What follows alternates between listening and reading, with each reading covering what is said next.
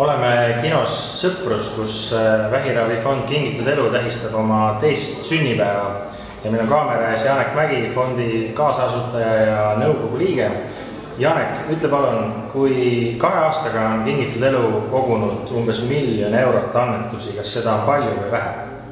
See tähendab seda, et keskmisena on iga eestlane annetanud vähemalt 1 euro vähiravi toetuseks ja ma arvan, et seda on väga-väga palju, et Eesti heategevuses nii lühikese ajaga vist ei ole mitte keegi suutnud sellist summat koguda.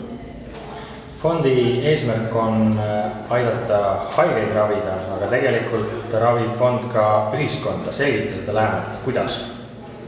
Ma arvan, et see peamine mõte on see, et iga inimene, kes teeb midagi head, ta saab paremaks inimeseks.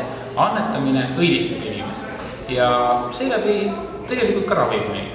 Nii et ma arvangi, et kõik, kes mitte ainult meie fondi on annetanud, vaid üldse erinevatesse heategevusfondidesse on annetanud, saab paremaks inimeseks ja seeläbi tervemaks.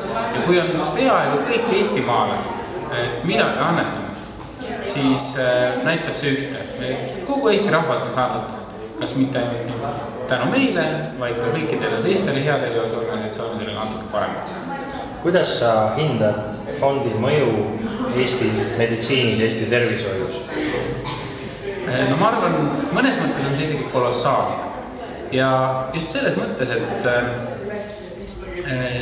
me kuulsime fondi asutades väga palju seda juttu, et kulutõhusus sellepärast ei ole võimalik kõiki inimesi aidata. Ja selle 2 aasta jooksul me oleme saanud teada. Tegelikult see summa, mida vaja oli, on erakordselt väike kogu meditsiinirahastusega võrreldes. See on olnud isegi vähem kui tegelikult see 1 000 000 eurot, mis me kokku oleme kogunud, sest kõiki me ei ole veel laiali jaganud. Ja teisest küljest haigekassa on vabanenud sellisest pidevast rünnakust. Te ei aita, te ei tee, sest tegelikult nad saavad alati viidata meile, teil on veel üks võimalus, veel üks õlekõrs ja me olemegi selleks õlekõrreks tegelikult olnud. Aitäh!